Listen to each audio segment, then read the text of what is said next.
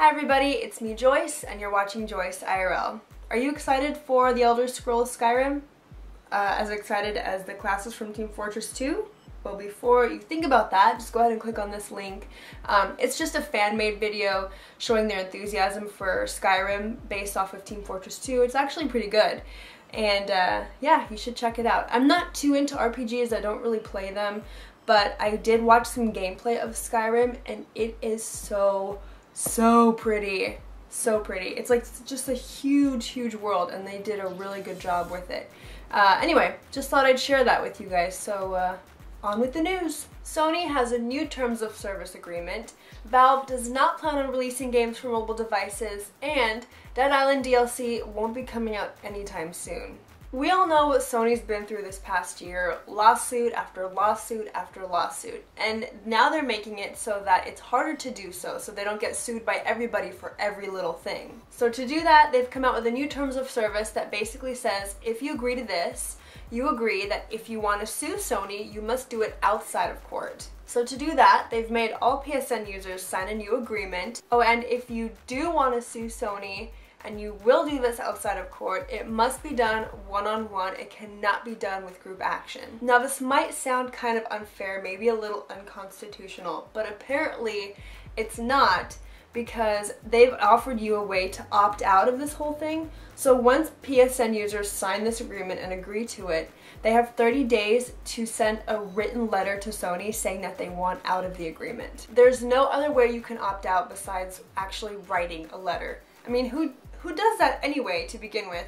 But I guess they're making it so it's a little more inconvenient for you to opt out, you know, because you gotta buy stamps, you gotta actually write this letter, you gotta actually send it out, and you have to do it within 30 days of signing that agreement. If you're interested, I will be posting the full terms of service agreement down below. I'll post a link for you guys to check out, so if you want to read it, give it a go. Now we all know there are a couple of major game developers who have put some of their games on mobile devices.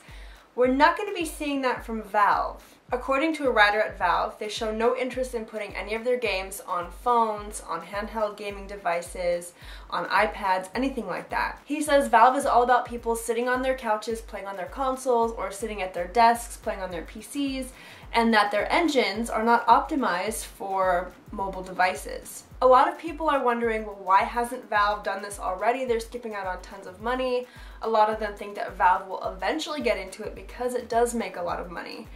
I have one thing to say about this, and I know for a fact that Steam pretty much dominates the market for digital distribution. So I don't think Valve is worried about making any extra money at all. But I think what they are worried about is the quality of their games, which is what I would be worried about if I were working for Valve, because they do make such great games with such great quality. Examples: Call of Duty on the iPhone. It's totally different than the game on console, and I know it's supposed to be different, but it's just so difficult when you're trying to play a shooter on an iPhone and your thumbs are taking up like the entire screen. To me, it kind of detracts from the real game, which is so much better. Anyway, I really commend Valve for this, and it's not because I like them and I stand behind them pretty much all the time, but I really think they're concerned about the quality of their games. Now, granted, they're probably eventually going to move into the mobile market, but as of right now, I think they're making the right move. Patches have been coming out for Dead Island non-stop to fix the bugs in the game, and lots of DLC has been reported to be released for the game as well. But the DLC is not coming out anytime soon because the developers really want to focus on fixing everything wrong with the game. Well, yeah, I would hope that would have been the plan initially. So far, patches for the PC version and the Xbox 360 version have been released.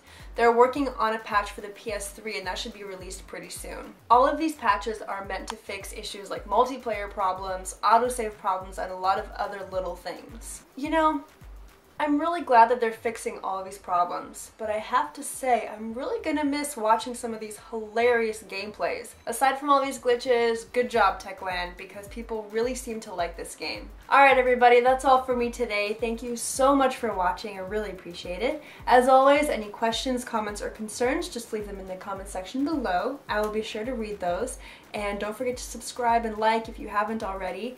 I will see you all tomorrow. Bye!